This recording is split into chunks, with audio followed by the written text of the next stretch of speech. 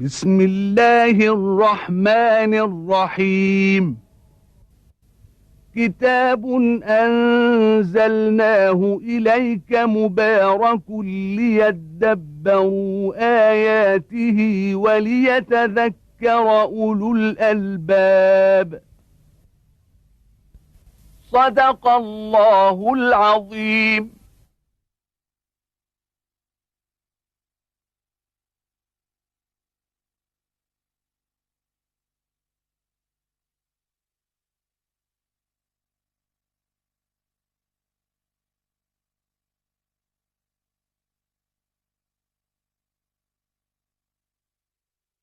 الحمد لله رب العالمين، وأصلي وأسلم على عبد الله ورسول الأمين وعلى آله وأصحابه ومن اهتدى بهديه وعمل بسنته إلى يوم الدين.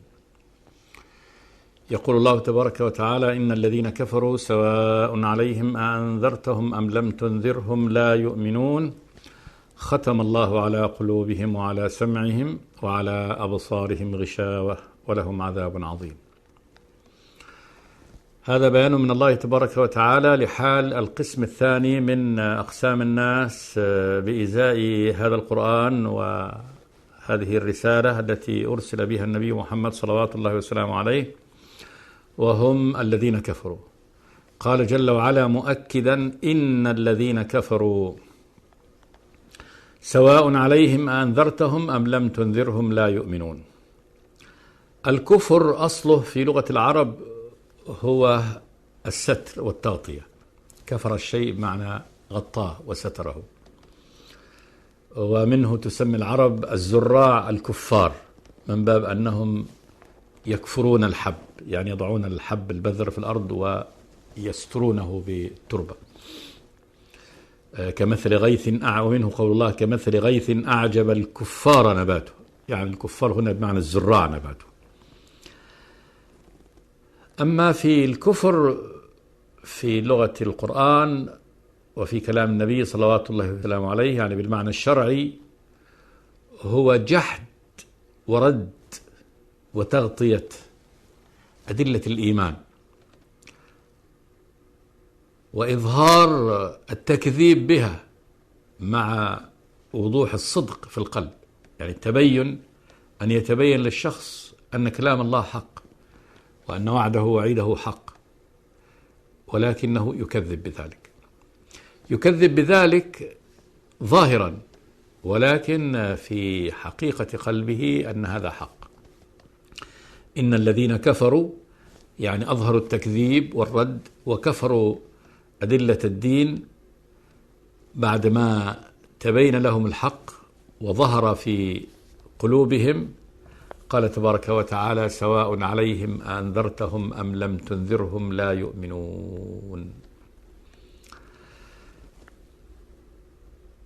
سواء عليهم أنذرتهم أم لم تنذرهم. الإنذار هو الإخبار بما يسوء،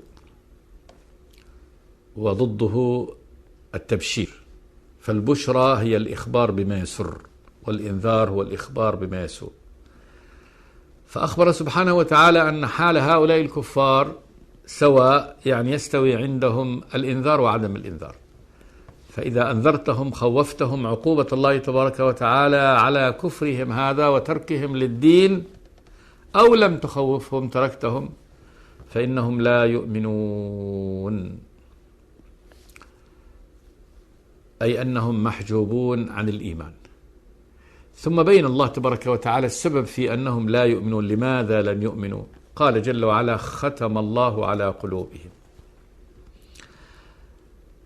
الختم بمعنى الختم يوضع كعلامة على أمر يقفل ثم يختم عليه، يعني هذا علامة على أن القفل هذا لا يفتحه إلا من مهره وختمه بهذا الخاتم.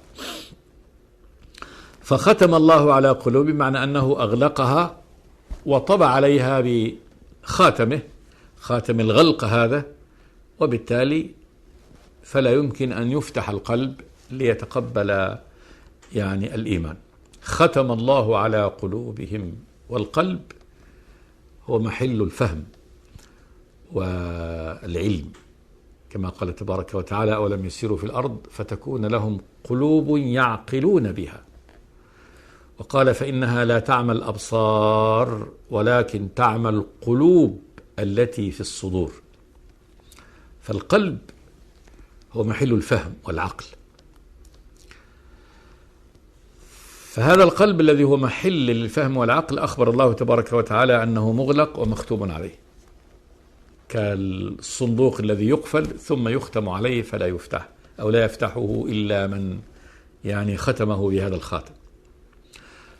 وكذلك على سمعهم، ختم الله عز وجل على سمعهم، بمعنى أغلق أسماعهم أن تسمع هذا الحق، وختم عليها سبحانه وتعالى. ثم قال: وعلى أبصارهم غشاوة.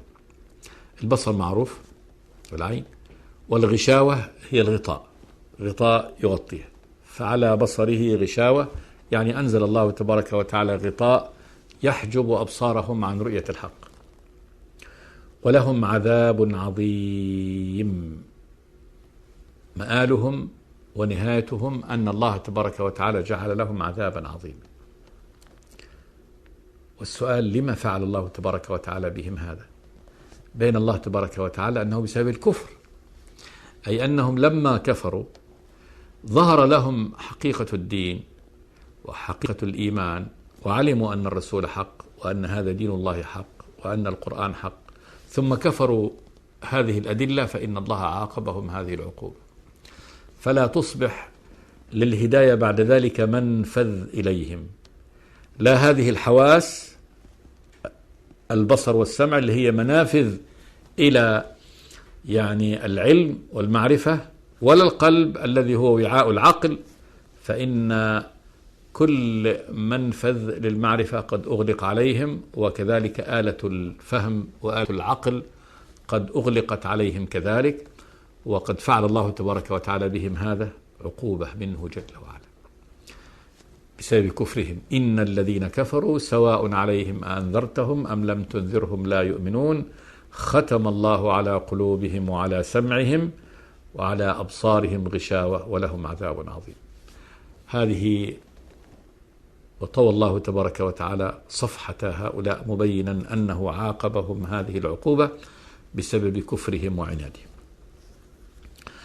ثم شرع الله تبارك وتعالى في بيان القسم الثالث، وهذا القسم هو من جنس القسم الثاني، هم كفار ولكنهم متلونون، يظهرون الإيمان ويظهرون التصديق، ولكنهم يبطنون الكفر في أنفسهم، مع كذلك بيان أنه هو حق، ولكنهم قد أبطنوا كذلك التكذيب ورد هذا الحق.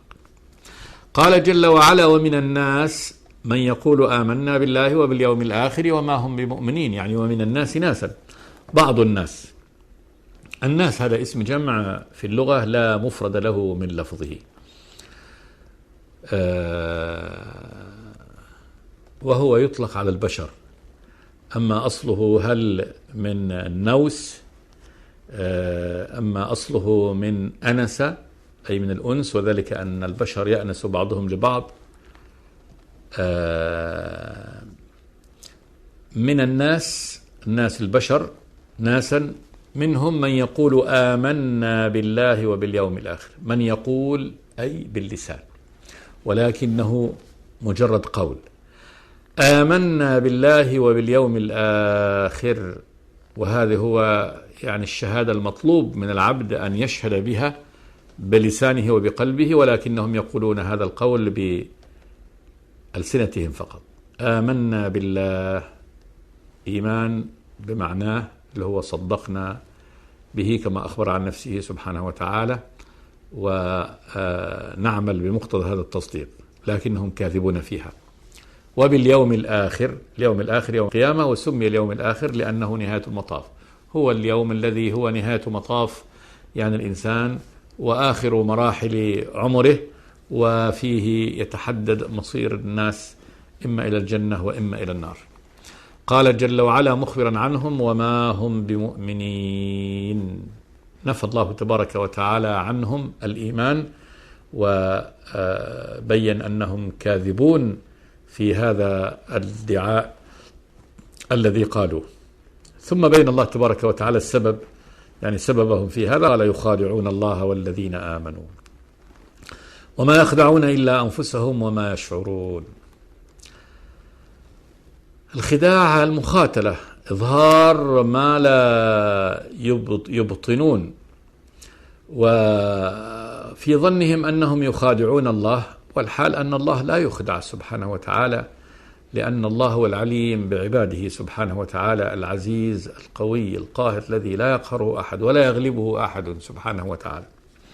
لكن هؤلاء يعني الأغبياء الضعفاء المهازيل يظنون أنهم بهذا العمل ينطلي الأمر على الله سبحانه وتعالى، وأن الله من جنس يعني المخلوقين، ممكن أن يخادعوا المخلوقين فيخادعون الله تبارك وتعالى كما يخادعون الخلق.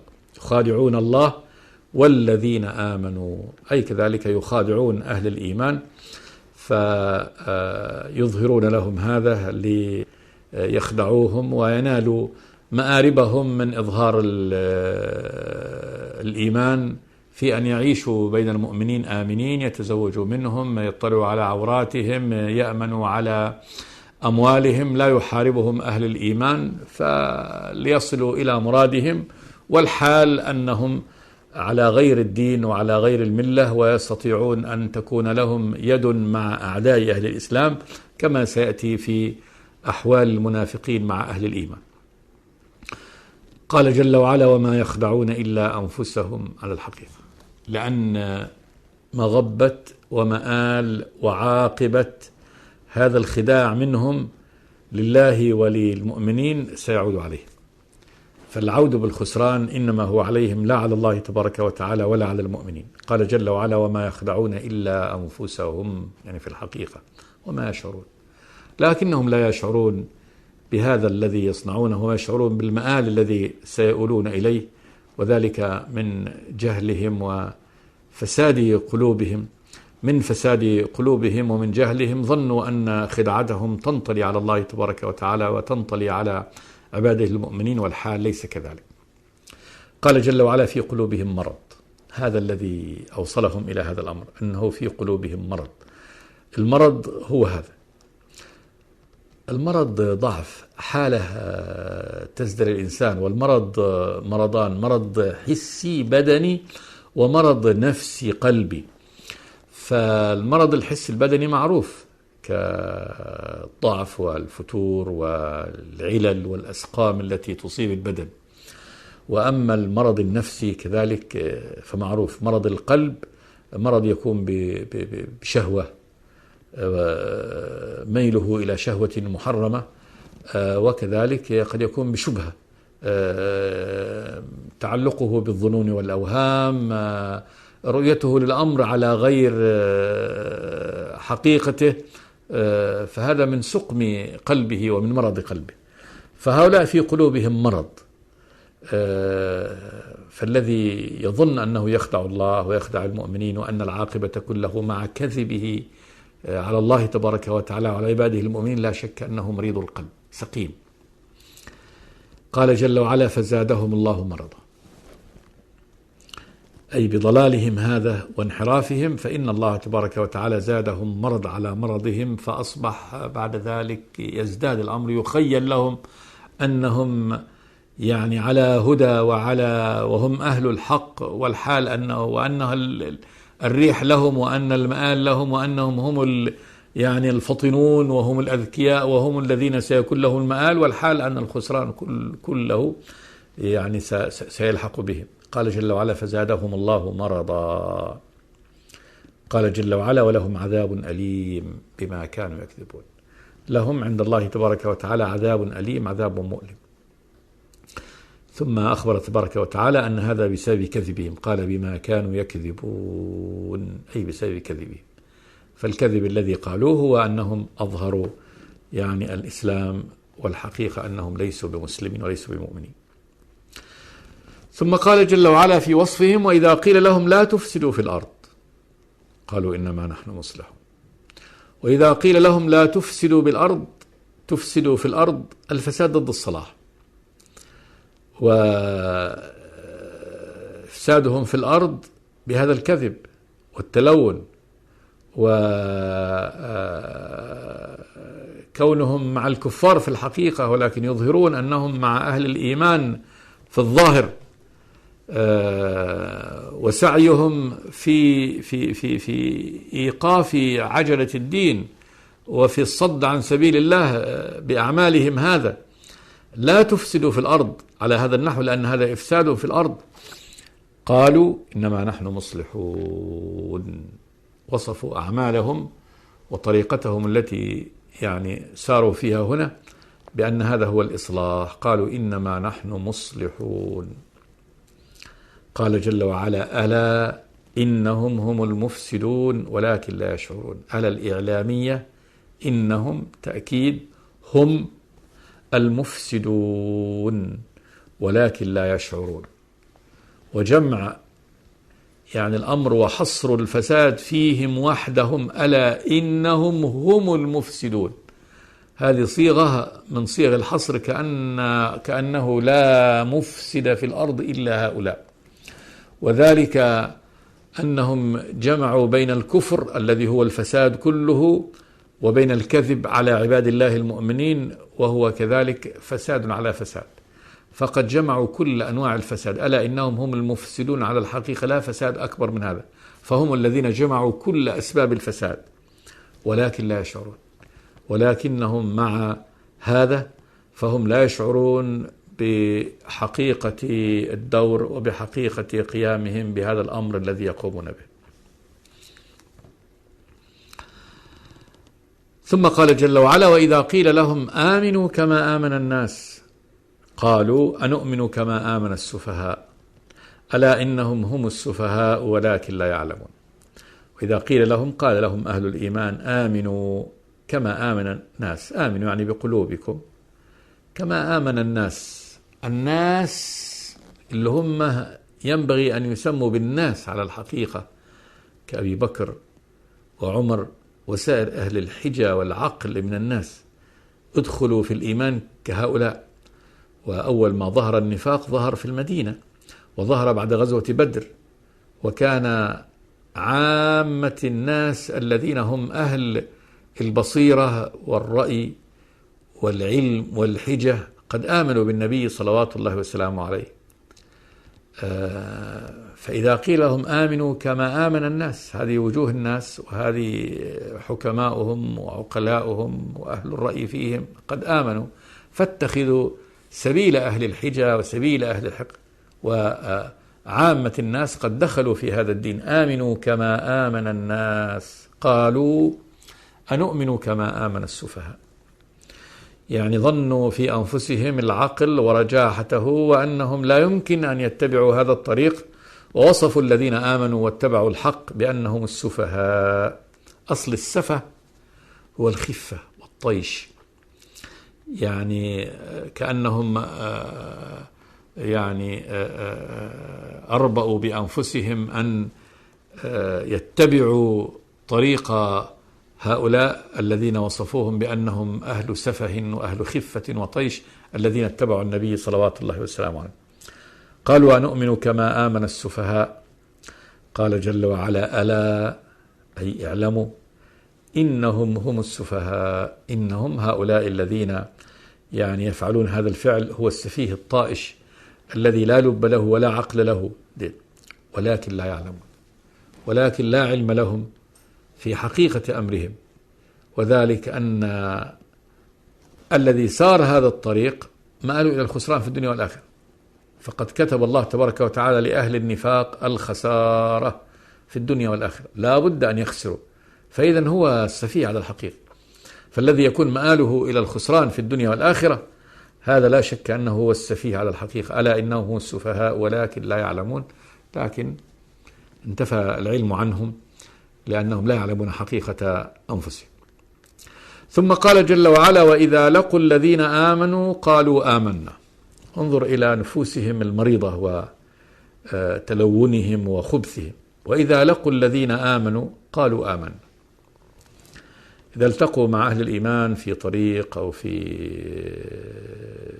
مجلس قالوا آمنا، أعلنوا إيمانهم، ضعف وجبن وخوف منهم وعدم شجاعة في إظهار حقيقة معتقدهم وحقيقة ما يقولون.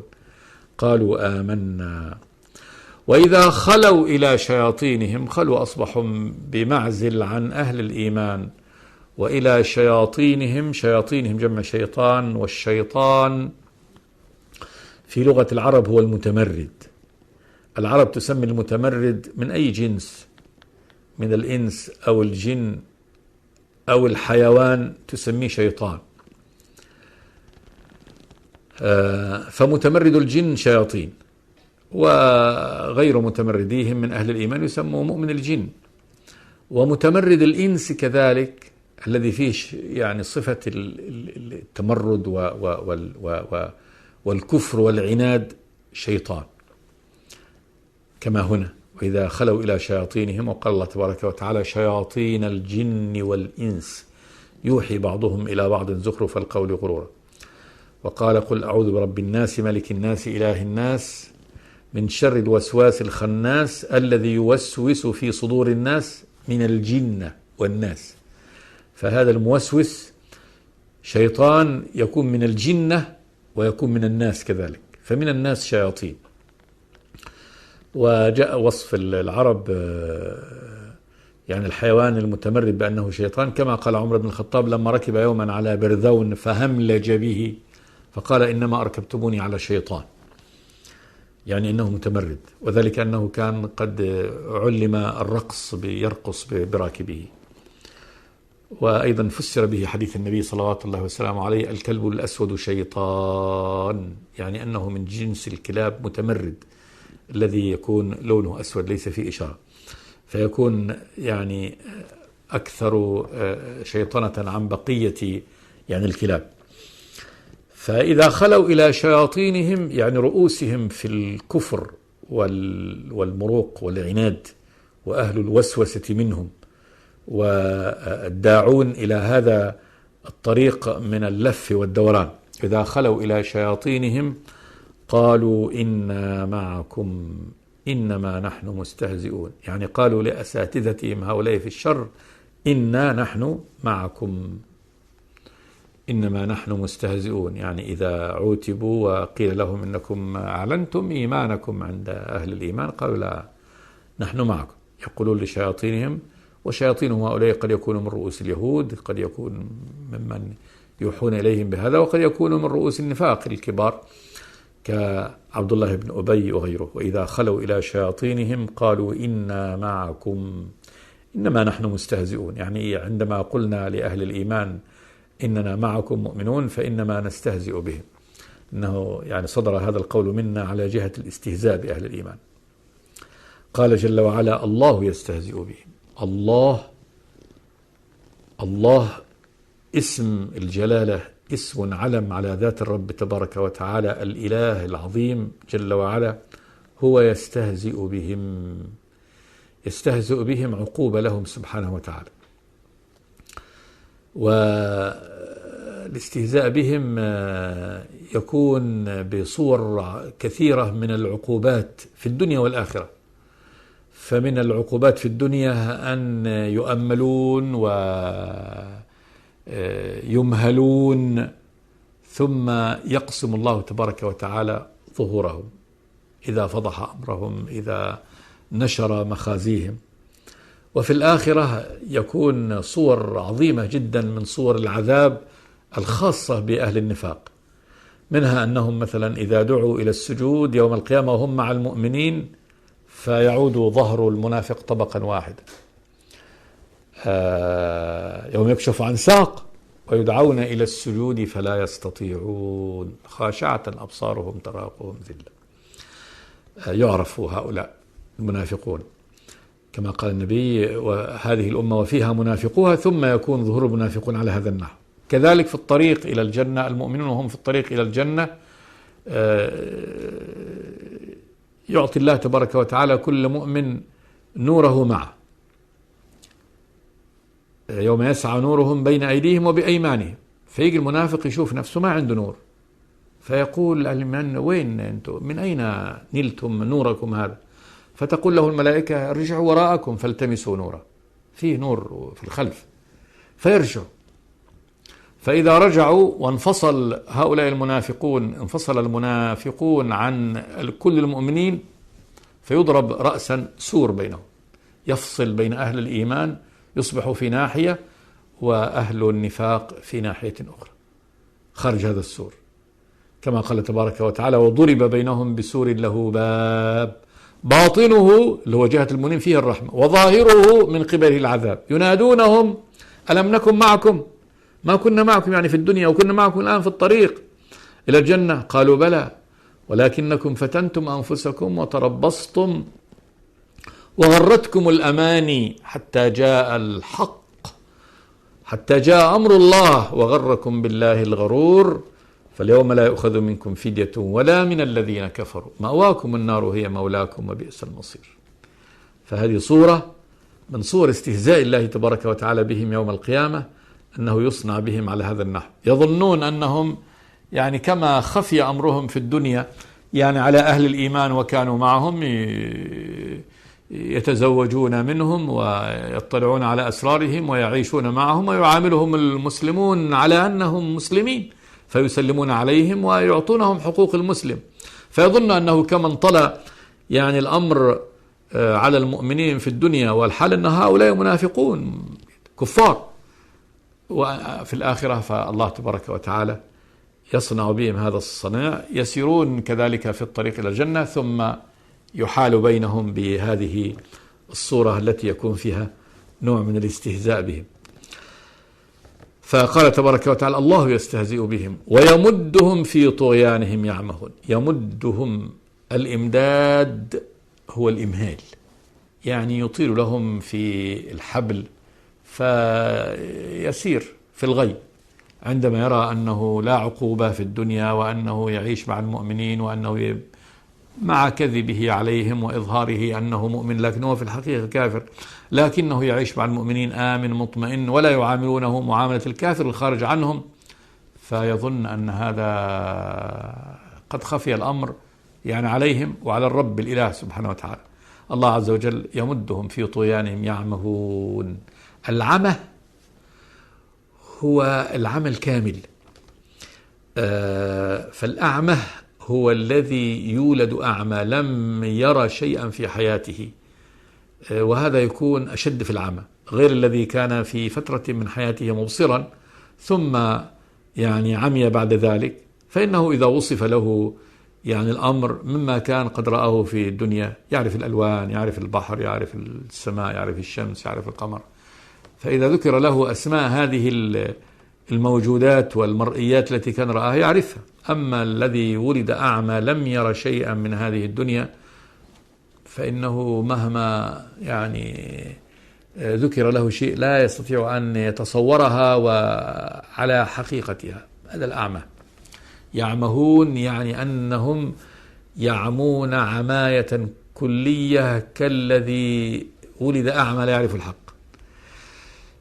أولئك قال الله جل وعلا الله يستهزئ بهم ويمدهم في طغيانهم يعمهون، ثم قال جل وعلا أولئك يعني هؤلاء الموصوفون بهذه الصفة، وهنا الإشارة بالبعيد تحقيرا لهم، لأن الإشارة بالبعيد إما تأتي للتعظيم والإشادة وإما تأتي للتحقير والإبعاد. أولئك يعني البعداء الذين اشتروا الضلالة بالهدى. اشترى بمعنى استبدل، لأن اشتراء استبدال. الذي أخذه هو الضلالة. هؤلاء المنافقون أخذوا الضلالة وباعوا الهدى، يعني الهدى باعوه بعد أن كان في أيديهم، فقد وضع بين أيديهم الهداية وجاءهم النبي بالهداية، لكنهم استغنوا عنها وأخذوا الضلالة فاشتروا الضلالة بالهدى. قال جل وعلا فما ربحت تجارته. فالإنسان الذي باع الهدى واشترى الضلالة تجارته خاسرة. فما ربحت تجارتهم على هذه الصورة: وما كانوا مهتدين، ليسوا على هدى كما يظنون أنفسهم، بل هم يعني الخاسرون، وهم الذين يعني في الضلال. هذه أوصاف أهل النفاق، وقد طال الوصف فيهم لأنهم متلونون، عكس الكفار. الكفار جاء وصفهم في آيتين لأنها صريحة، وأما هؤلاء متلونون، ثم يأتي الله تبارك وتعالى بعد ذلك بضرب الأمثال لهم، وهذا موضوعه إن شاء الله في الحلقة الآتية. أقول قولي هذا وأستغفر الله لي ولكم من كل ذنب، وصلى الله وسلم على عبده ورسوله محمد. بسم الله الرحمن الرحيم. كتاب أنزلناه إليك مبارك ليدبروا آياته وليتذكر أولو الألباب. صدق الله العظيم.